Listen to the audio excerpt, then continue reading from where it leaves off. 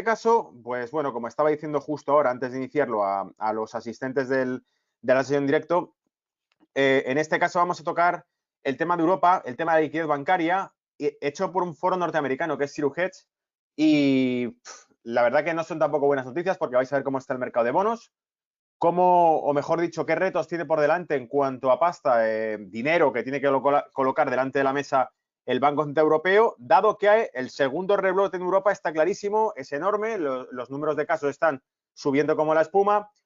El mercado europeo no es que esté cayendo tanto, la bolsa española está ahí, pero no os confiéis porque la que sí ha caído es la bolsa alemana, y si la bolsa alemana cae, la bolsa española está en modo casi, ¿cómo diríamos?, de rescate, ¿no? Está haciendo tiempo, porque sabemos que no tiene fuerza para subir si no sube la bolsa europea. Así que vamos a meternos en faena y vamos a empezar a darle un poco al tema. Por supuesto, también otro tema que vamos a tocar ahora al inicio va a ser el tema de las elecciones americanas, porque casi todo lo que está ocurriendo eclipsa prácticamente el mercado. Ver las novedades en cuanto a las elecciones de Estados Unidos con el escándalo que hay del portátil del hijo del otro candidato demócrata. No digo el nombre porque basta decir el nombre para que salten, bloqueen canales o cualquier historia, porque ya sabéis que está súper censurado, lo cual deja bien claro quiénes son los que mueven la noticia. Aunque también hay otra noticia que dice de otro tipo, que veremos también de qué fuente es, del Global Research, que dice, no, esto está movido realmente por parte de Rusia para desprestigiarle, pero esto también se cae por sí solo. No voy a ahondar más hasta que no lleguemos justo al momento ese y vamos a empezar a arrancar con el tema. Ya sabéis. Bien, el tema más polémico que está restando atención a los mercados financieros, pero que va a afectar sin lugar a dudas a los mercados financieros, ¿cuál es? ¿Quién va a ganar las elecciones americanas? ¿Qué ocurre? Que durante los últimos 10-12 días prácticamente saltó un pelotazo en redes sociales que fue la filtración de un portátil, que lo comentamos ya la semana pasada, que estaba averiado y que pertenecía al hijo del candidato demócrata, que insisto, no digo el nombre para evitar que puedan saltar ningún tipo de censura, pero que está aquí. Entonces, ¿qué ocurre? Que a raíz de ese portátil salen ahora multitud de cuestiones muy turbias que van relacionando esto con todo tipo de cosas. Entonces, yo imagino que no todo será verdad, porque si es verdad todo lo que van sacando, pues es un cubo auténtico de depravación increíble. Entonces, no creo que sea todo cierto, pero solamente lo veremos con el paso de los días. Desde luego, lo que es sospechoso, os saco aquí simplemente varias cabeceras de varios titulares. Tenéis ahí de Global Research, que dice que un informador de la CIA decía que todo esto en realidad era parte de la desinformación que podía surgir, ¿vale? ¿Qué más? También decía que los siguientes correos, ahí tenemos que Hunter Biden email estaría vinculando a la segunda, a la vicepresidenta también, a la candidata para la vicepresidencia, estaría implicada en parte de los correos que se han encontrado, etcétera. Y bueno, veis el tercer reporte que está ahí. Es que no quiero leerlos para no decir las palabras en cuestión, pero lo veis ahí que al fin y al cabo dice, bueno, que implicaría a toda la familia, no solamente con temas de Ucrania, de China, está saliendo todo tipo de historias sucias que podéis buscar casi en redes sociales porque es difícil que las encontréis en titulares de periódicos grandes. Los más media prácticamente lo están tratando de obviar, excepto el New York Post, que fue el que publicó inicialmente todo esto y que fue bloqueada su cuenta. Pero realmente hay una trama de mucho cuidado con todo el rollo este detrás, ¿vale? Entonces podéis ver que hay todo tipo, bueno, lo llaman el laptop del infierno, entonces imagínate, ¿no? Entonces, nada, investigar un poquito todo esto, porque todo esto sí parece ser que podría incluso cambiar el resultado electoral. De hecho, una de las cosas con las que me he despertado esta mañana, la verdad que no sé en qué fuente lo he visto, porque como sigo diferentes canales, tweets y demás, no sé en cuál lo he visto, pero una de las cosas que he visto es que la búsqueda en Google de cómo cambiar mi voto se había disparado en Estados Unidos. Entonces creen que, por lo tanto, hay un porcentaje considerable de gente que no solo es que vaya a votar a Trump, sino que además quiere cambiar su voto del otro candidato a Trump, devolvérselo, ¿no? Y podría ser cierto si todo esto está emergiendo, porque es lo complicado. ¿Cómo tapas este tipo de cosas? Censuras cuentas, pero ¿cuántas cuentas censuras? ¿Cómo de rápido lo haces? No puedes tumbar entero Twitter. Entonces, esto va saliendo de un lado de otro y llega un momento en el que no se puede controlar toda la información que se está escapando. He visto también antes un meme que salía, pues, Twitter, era un GIF, ¿no? Era una broma, era un vídeo. Un tipo, un vendedor de coches, trata de cerrar los maleteros de los coches que se van abriendo y, claro, cierra uno, va por otro. Bueno, pues la broma del GIF sacaba, pues, fotos de este tipo, de su laptop, ¿no? Que iban saliendo por ahí. Decía, Twitter no da abasto para tapar todo lo que está saliendo. Pues esa era un poco la broma. Así que esta es la parte que vamos a contar, que es más polémica, más picante de todo el reporte. antes de que entremos en detalles sobre cómo va el tema a nivel macro, a nivel de dinero en Europa, que es bastante jodido, hablando claro, ¿vale? Porque está delicado. Nada, investigad esto, porque esto tiene mucho, mucho jugo y de nada sirve que yo me ponga a contar aquí detalles turbios ni nada parecido porque ya están ahí, los podéis buscar. Y sobre todo porque no tenemos capacidad ninguna de saber qué es cierto y qué no. Hay hasta blogueros chinos hablando de esto, entonces no sabemos qué es cierto y qué no lo es, no sabemos qué es ruido. Pero desde luego, lo que es sorprendente, quédate con esto, lo sorprendente es que no haya salido el propio aludido, su padre, a decir todo esto es completamente falso. No lo ha negado, lo cual te da que pensar que realmente sea cierto, porque se niega a negarlo, nunca mejor dicho, porque a lo mejor tiene implicaciones legales que digan, no, todo esto es falso, y luego se demuestre que sí, pues se han quedado de mentiroso. No, no dice nada y punto. Que supongo que será la mejor estrategia, pero entonces significa que algo cree que hay de cierto. Bueno, vamos a hablar del euro, de por qué está el euro en problemas. A partir de la política estadounidense posguerra, esto es del Zero Hedge, ¿vale? Del blog Zero Hedge. El hijo del comité estadounidense Europa Unida, financiado y dotado de personal por la CIA en 1948, los objetivos del comité eran asegurar que los países europeos compraran una OTAN controlada por Estados Unidos en nombre de detener la expansión de Stalin hacia el oeste de las fronteras de la posguerra. Es decir, y traduciendo, como siempre hago, una versión simplificada de lo que acabamos de leer. Tras la Segunda Guerra Mundial, surge la idea de la OTAN como un ejército occidental dirigido y capitaneado por Estados Unidos, que fue el que financió la recuperación de Europa a través del Plan Marshall, y se trataba de militarizar Europa y sobre todo las fronteras del este para asegurarse que no había una avanzada de repúblicas socialistas soviéticas hacia la Europa occidental, porque habían llegado a Hungría, había llegado a Polonia, había llegado a una serie de países y decían, bueno, pues esto hay que pararlo porque puede seguir avanzando. Entonces se crea la OTAN, etcétera, etcétera. Bien, hasta ahí nos hemos quedado. Esta fue la historia oficial, pero es notable cómo formó un modelo para el posterior control estadounidense de otros estados extranjeros. Y esto también es condicionante porque dicen, claro, fue la excusa, creo que en alguna ocasión lo hemos dicho, pero hace ya mucho cuando hemos hablado de esto, porque no hablamos de esto a menudo. La Unión Soviética era la bestia negra utilizada como argumento para poder instalar bases militares norteamericanas en Europa. ¿Qué es qué? Pues al fin y al cabo los puntos estratégicos para en una futura guerra contra Asia, contra Rusia o contra China, tener posiciones militares cerca, sin que tengan que estar en Estados Unidos. Es la acción de la avispa joya la que convierte a una cucaracha en un zombie para que su lava pueda posteriormente alimentarse de ella. Esta cucaracha europea se encuentra ahora en las etapas finales de una extinción zombificada. En Bruselas no se dan cuenta, pero están festejando los albores del otro mundo. No les quedará ningún lugar a donde ir. Fuera del invernadero de Bruselas y de las capitales de la Unión Europea es difícil discernir algún apoyo para un sistema político fallido, más allá de simplemente mantener el espectáculo en la carretera.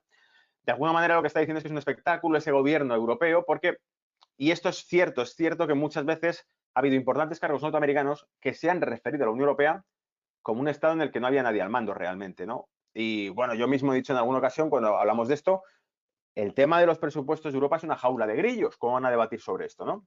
Entonces, esto es un tema interesante. La población alemana se queja de prestar su dinero a las fallas económicas, pero como cualquier acreedor en el fondo del agujero, permanecerá ciego al problema sistémico más profundo por temor a su colapso. Alemania, digamos que se queja por tener que estar fondeando todo, colocando dinero para todo lo que hace falta, porque es el mayor contribuidor de los fondos europeos, pero al mismo tiempo no quiere aceptar la realidad de que no haya dinero para devolverle. Y de hecho también lo hemos discutido este verano, incluso cuando surgía el tema de los jueces alemanes contra el Banco Central Europeo, esto, lo otro, ¿os acordáis, no? Por ahí van los tiros, yo creo. En el otro extremo están los socialistas griegos que afirman que Alemania todavía les debe su brutalidad y destrucción hace 75 años. Es un pacto fáustico entre acreedores y deudores para ignorar la realidad de sus respectivas posiciones. Es el método del imperialismo. Pero en lugar de aplicarse a otras naciones, Bruselas aplica la supresión imperial a sus propios Estados miembros. Ahora que han sido vaciados, no queda nada para sostener a Bruselas. De algún modo es lo que hemos ido diciendo durante todo este tiempo. Digamos que la presión que Bruselas ejerce sobre el resto de estados no parece mejorar su situación económica porque no lo ha hecho, desde luego. ¿Ha creado fondos? Sí, pero ha creado políticas fiscales que deprimían la actividad económica. Por lo tanto, lo que creaba era dependencia. Pensadlo. Te da fondos, pero no te permite elaborar políticas activas que desarrollen las empresas en tu país y la actividad y el empleo, porque subía los impuestos indirectos, por ejemplo, lo hemos dicho 1000 veces. Entonces, todo este tipo de cosas, la presión fiscal, el ajuste económico, dificultaban el desarrollo de las empresas y de los negocios en España, en Italia, en Portugal, y por lo tanto, claro, lo que crea es una dependencia brutal, que era más no de lo que hemos dicho, quizá la estrategia es esa, crear una dependencia para poder fundar un Estado único. Bruselas y su Parlamento Europeo se están acercando al final de su ridículamente cara e inútil destrucción socializadora. Y a los acreedores y deudores no les queda nada material. El dinero en el balance de todos se cancelará a través de un colapso monetario y económico. Es el proceso del mismo y el destino que debemos analizar. Aquí el autor de Cirujez nos está hablando del colapso financiero, que no es otra cosa que el reset. Porque lo que te está diciendo básicamente es que acreedores y deudores tienen que afrontar la realidad, que es la realidad que hemos dicho siempre. No hay dinero, no hay crecimiento que genere suficiente dinero para pagar las deudas. Las deudas son estas, se han prestado con esta tasa de interés y el crecimiento es o sea, digamos que es el dinero que nos han dado y crecemos por detrás de la tasa de interés que hay que producir para poder devolverlo. No se puede devolver el dinero. Es un default casi abocado. Por eso el tema del reset.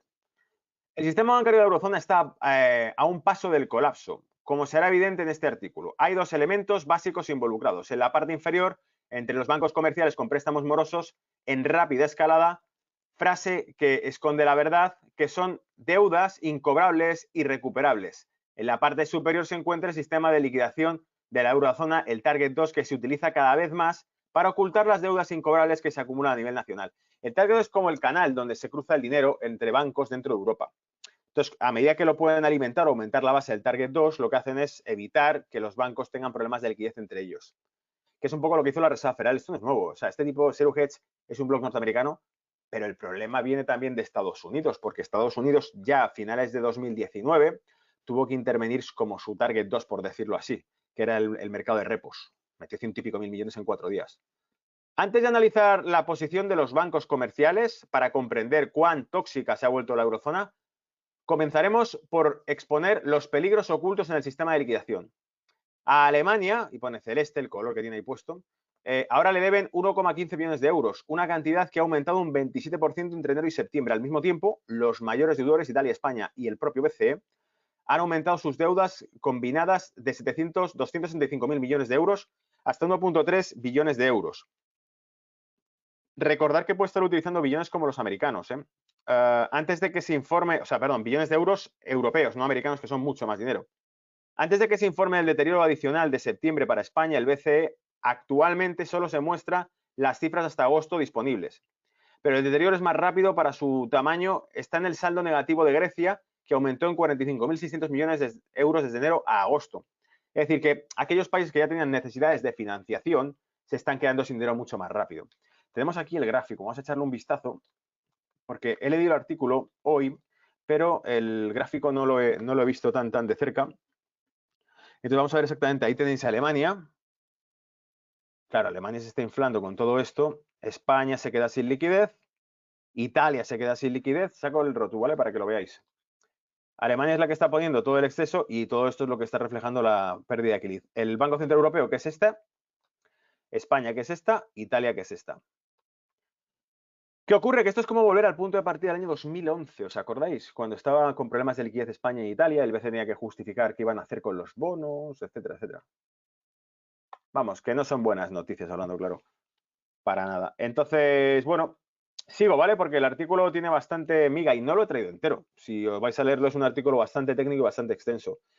El deterioro de los desequilibrios del Target 2 no puede ser ignorado por quienes tienen vínculos con la zona euro o fuera de ella. Si bien el Reino Unido no se encuentra en el euro ni en el sistema de liquidación Target 2, el Banco de Inglaterra es un accionista del 14% del BCE. Podría haberse afectado por importantes sumas en el caso de una crisis sistémica de la zona euro. Además, dado que la City de Londres es el centro financiero internacional de Europa, el sistema bancario de Reino Unido tiene considerables riesgos de contraparte con los bancos de la zona euro y otros bancos europeos.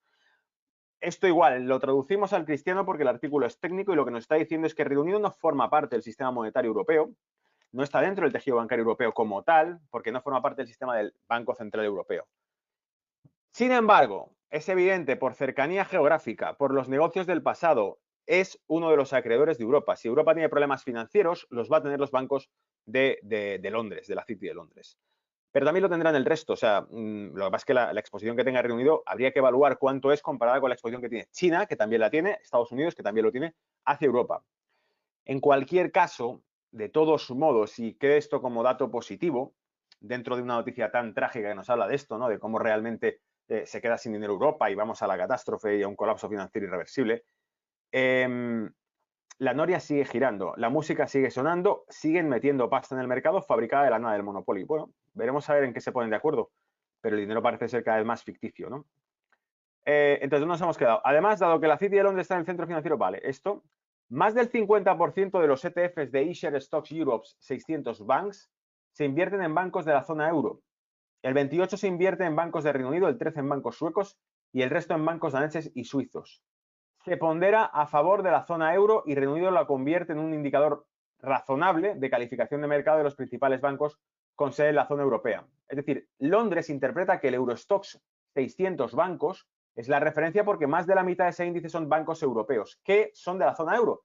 Excluye de ahí, como habéis visto, pues bancos suecos, los propios bancos de Reino Unido y los bancos daneses, que están dentro del índice, pero que no pesan tanto como los bancos europeos. Por lo tanto, la City de Londres considera que el Eurostoxx 600 bancos es el indicador de cómo están realmente los bancos europeos.